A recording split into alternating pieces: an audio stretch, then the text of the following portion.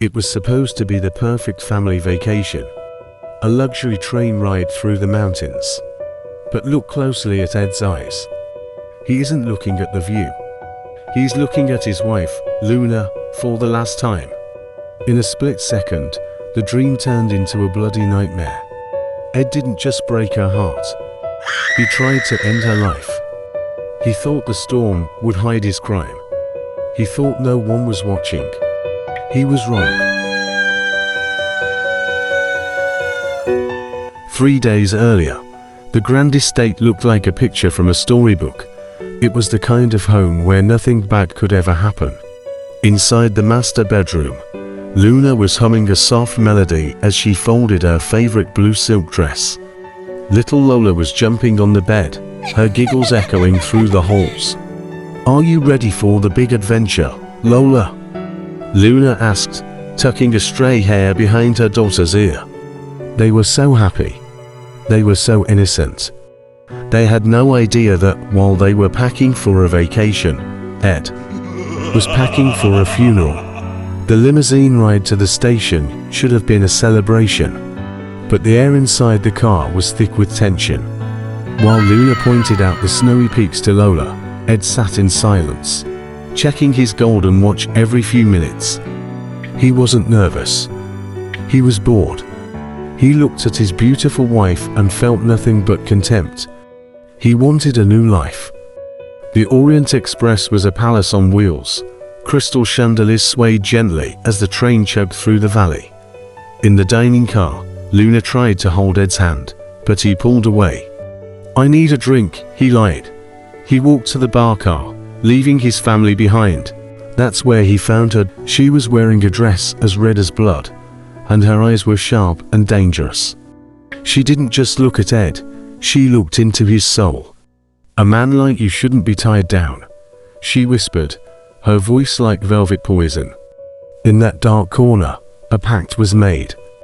Ed didn't see a stranger. He saw his freedom. "Let's get some fresh air," Ed said, returning to the table. His voice was calm.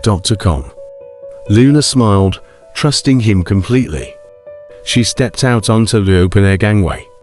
The wind roared like a beast, and the rain began to lash against the metal rails. Luna shivered. "It's cold, Ed," she said. Ed moved behind her. He placed his hands on her shoulders. For a second, he hesitated. But then, Naya's words echoed in his mind, "Don't do it." He didn't just push her. He shoved her with all the hatred he had been hiding for years. "Goodbye, Luna," he snarled. As she tipped backward, her eyes went wide in shock. But Ed made one fatal mistake. He didn't check the door, pressed against the glass. With tears streaming down her face, little Lola saw everything. The fall was devastating. Luna tumbled down the steep ravine, hitting the wet gravel with a sickening thud. The train lights faded into the distance, leaving her broken and alone in the freezing dark. It seemed like the end, but fate wasn't done yet. A beam of light cut through the storm. Officer Caesar was finishing his patrol on the lower tracks.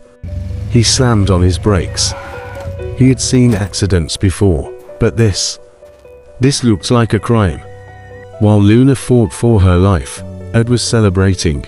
He brought Naya back to the mansion that very night. She moved in like she owned the place, draping herself in Luna's jewelry. And Lola, her life became a living hell. When she couldn't stop crying for her mother, Naya didn't comfort her. She slapped her. "Quiet, brat," Naya hissed. "Or you'll join your mother in the canyon." Lola was forced to move into the cold, damp basement. She scrubbed the floors until her paws were raw. She ceased to be a daughter. She became a prisoner in her own home. Miles away, in a sterile hospital room, Luna finally opened her eyes. Officer Caesar was asleep in the chair next to her. He had refused to leave her side. When he woke up and saw her awake, relief washed over his rugged face. "You're safe," he said gently. But Luna just stared at him. Her eyes were empty. "Who am I?" she whispered.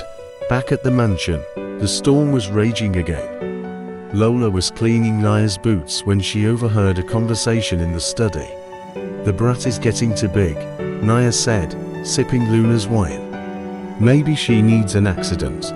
Ed just laughed. That laugh broke something in Lola.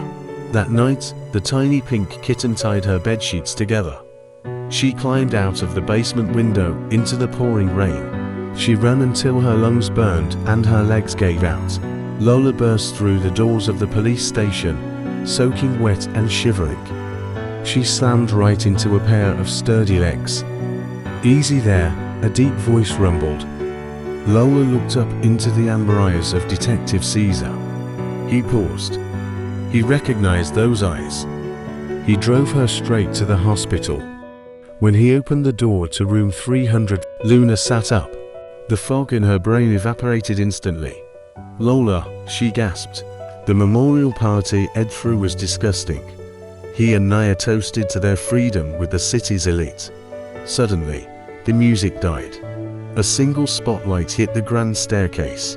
Standing there, looking like an avenging angel in white, was Luna.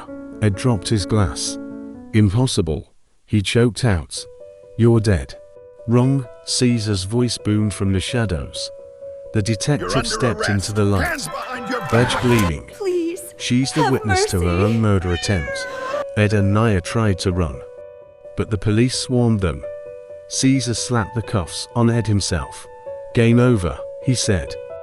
6 months later, the garden was in full bloom. Luna stood at the altar, not with a monster, but with the hero who saved her. As Caesar kissed his bride, little Lola threw flower petals in the air, laughing louder than anyone. They weren't just survivors anymore.